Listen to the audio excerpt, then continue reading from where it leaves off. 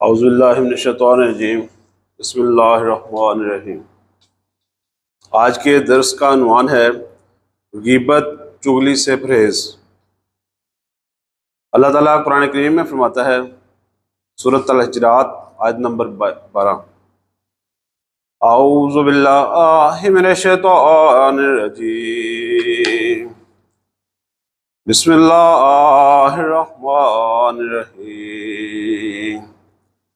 یا ایھا الذین آمنوا اجتنبوا کثیرا من الظن ان بعض الظن اسم ولا تجسسوا ولا یغتب بعضکم بعضا ایحب احدکم ان یاکل لحم اخیہ میتۃ فکرہتموہ واتقوا اللہ ان اللہ تواب رحیم۔ ترجمہ ہے، اے لوگو جو ایمان لائے ہو، تم میں سے کوئی قوم کسی قوم پر تمسخر نہ کرے، ممکن ہے وہ ان سے بہتر ہو جائیں، اور نہ عورتیں عورتوں سے تمسخر کریں، ہو سکتا ہے وہ ان سے بہتر ہو جائیں۔ اور اپنے لوگوں پر عیب مت لگایا کرو، اور ایک دوسرے کو نام بگاڑ کر نہ پکارا کرو۔ ایمان کے بعد فسوق کا داغ لگ جانا بہت ہی بری بات ہے، اور جس نے توبہ نہ کی تو یہی وہ لوگ ہیں جو ظالم ہیں۔ اللہم صلی علی محمد وعلی آل محمد کما صلیت علی ابراہیم وعلی آل ابراہیم انک حمید مجید۔ اللہم بارک علی محمد وعلی آل محمد کما بارکت علی ابراہیم وعلی آل ابراہیم انک حمید مجید۔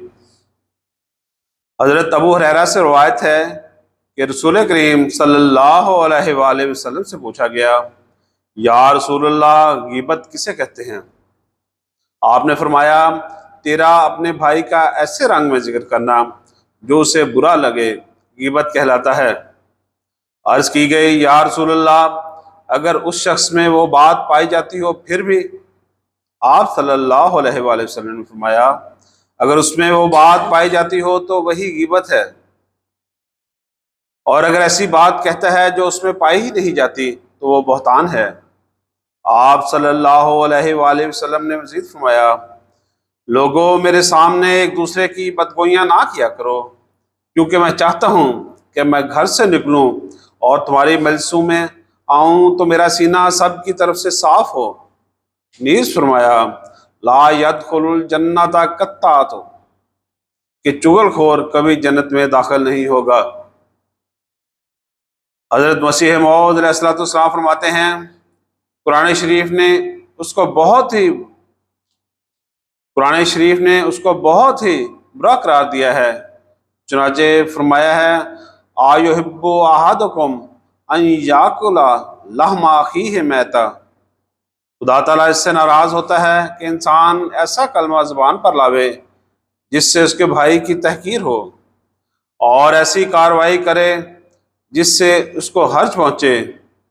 ایک بھائی کی نسبت ایسا بیان کرنا جس سے اس کا جاہل اور نادان ہونا ثابت ہو، یا اس کی عادت کے متعلق خفیہ طور پر بے غیرتی یا دشمنی پیدا ہو، یہ سب برے کام ہیں۔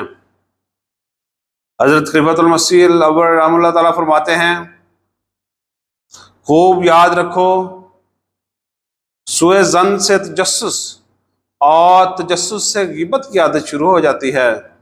اور چونکہ آج کل ماہ رمضان ہے اور تم لوگوں میں سے بہتوں کے روزے ہوں گے، اس لیے یہ بات میں نے روزہ پر بیان کی ہے۔ اگر ایک شخص روزہ بھی رکھتا ہے اور غیبت بھی کرتا ہے اور تجسس اور نکتہ چینی میں مشغول رہتا ہے تو وہ اپنے مردہ بھائی کا گوشت کھاتا ہے، جیسا کہ فرمایا، ایحب احدکم ان یاکل لحم اخیہ میتۃ فکرہتموہ۔ اب جو غیبت کرتا ہے وہ روزہ کیا رکھتا ہے؟ وہ تو گوشت کے کباب کھاتا ہے، اور کباب بھی اپنے مردہ بھائی کے۔ اور کباب بھی اپنے مردہ بھائی کے گوشت کے، اور یہ بالکل سچی بات ہے کہ غیبت کرنے والا حقیقت میں ہی ایسا بد آدمی ہوتا ہے جو اپنے مردہ بھائی کے کباب کھاتا ہے، مگر یہ بات ہر ایک آدمی نہیں دیکھ سکتا۔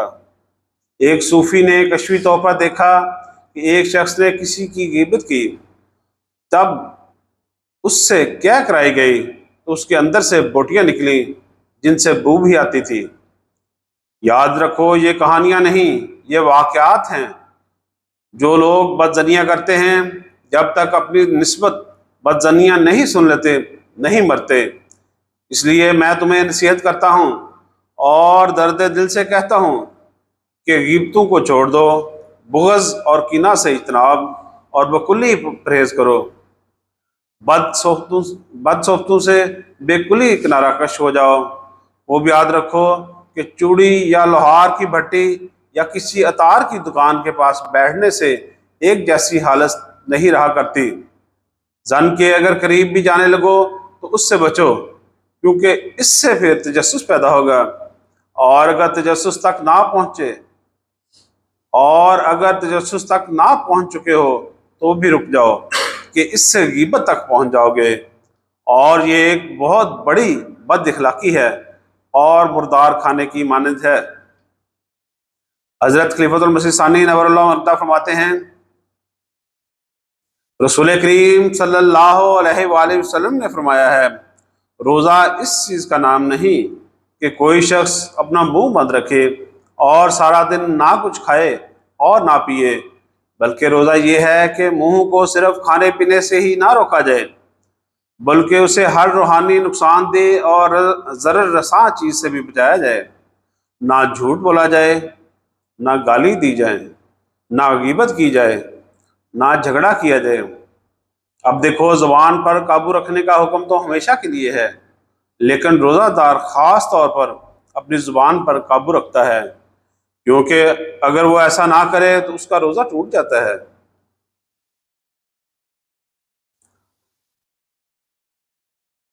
مزید فرمایا، ماں باپ کو چاہیے کہ اپنی اولاد کو ان باتوں پر پختگی سے قائم کریں اور کوشش کریں کہ ان میں جھوٹ کی عادت نہ ہو، غیبت کی عادت نہ ہو، چغل خوری کی عادت نہ ہو، ظلم کی عادت نہ ہو، دھوکہ اور فریب کی عادت نہ ہو۔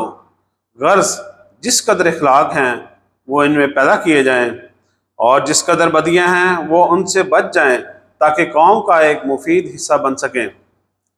حضرت خلیفۃ المسیح ثالث رحمہ اللہ تعالیٰ فرماتے ہیں، افشائے راز کرنے سے دوستوں کے حقوق پامال ہوتے ہیں۔ یہ بھی یاد رکھو کہ راز صرف وہی نہیں جسے بیان کرنے والا راز کہے، بلکہ ہر وہ بات جو تم سے کہی گئی ہے کسی کا راز ہے۔ حضرت صلی اللہ علیہ وآلہ وسلم نے فرمایا کہ جو شخص تم میں سے کوئی بات کہہ کر چلا جاتا ہے تو اس کی بات تمہارے پاس بطور امانت رہ جاتی ہے، بس امانت میں خیانت نہ کرو۔ حضرت خلیفۃ المسیح رابع رحمہ اللہ تعالیٰ فرماتے ہیں، جب دکھ سے بچانا مقصود ہے سوسائٹی کو، تو لازماً غائب کی بات ہو یا حاضر کی بات ہو، دونوں ناجائز ہیں۔ حضرت صلی اللہ علیہ وآلہ وسلم نے فرمایا ہے کہ غیبت تو منع ہی ہے، لیکن اگر کوئی کسی کو غیبت کرتے ہوئے سنے اور وہ اس بات کو اس شخص تک پہنچا دے جس کے متعلق کہی گئی، تو اس چغل خور کی مثال ایسے ہی ہے جیسے کوئی کسی کی طرف تیر پھینکے اور تیر نشانے پر نہ لگے اور وہ اس کے قدموں میں جا گرے، اور کوئی شخص اس کے قدموں سے تیر اٹھا کر اس کے سینے میں کھونپ دے کہ میں نے اس کا مقصد پورا کر دیا۔ تو چونکہ دل آزاری منع ہے، بنیادی جو بات ہے وہ یہ ہے کہ دل آزاری منع ہے، کسی کو دکھ دینا منع ہے۔ غیبت سچی بات کو کہتے ہیں، لیکن وہ سچی بات جو دکھ دینے والی ہو۔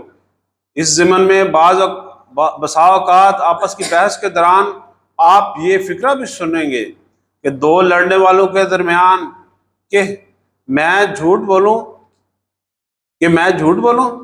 میں نے جو بات سچی بات تھی وہ منہ پر کہہ دی، میری عادت ہے، میں بڑا صاف گو ہوں اور سچی بات منہ پر مارتا ہوں۔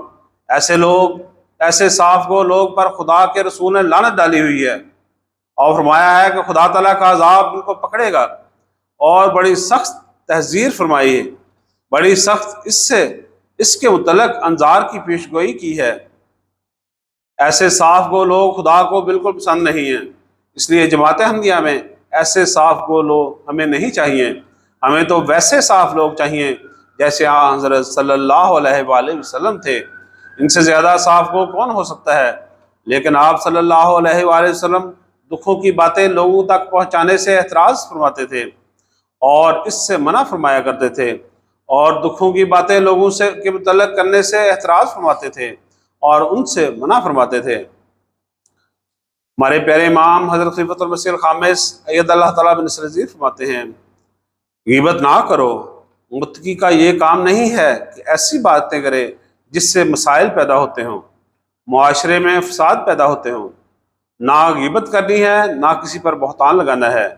بس رمضان میں جب ہم چاہتے ہیں کہ اللہ تعالیٰ کا تقوی اختیار کریں، اس کا قرب ہمیں ملے، اپنی دعاؤں کو ہم قبول ہوتا ہوا دیکھیں، تو ان برائیوں سے بچنے کی اور اللہ تعالیٰ کے احکامات پر عمل کرنے کی ہمیں بہت زیادہ کوشش کرنی چاہیے۔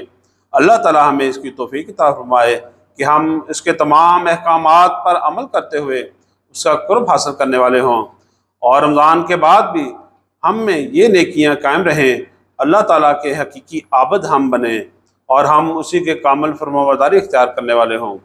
آمین یا رب العالمین۔ اللہم صلی علی محمد وعلی آل محمد کما صلیت علی ابراہیم وعلی آل ابراہیم انک حمید مجید۔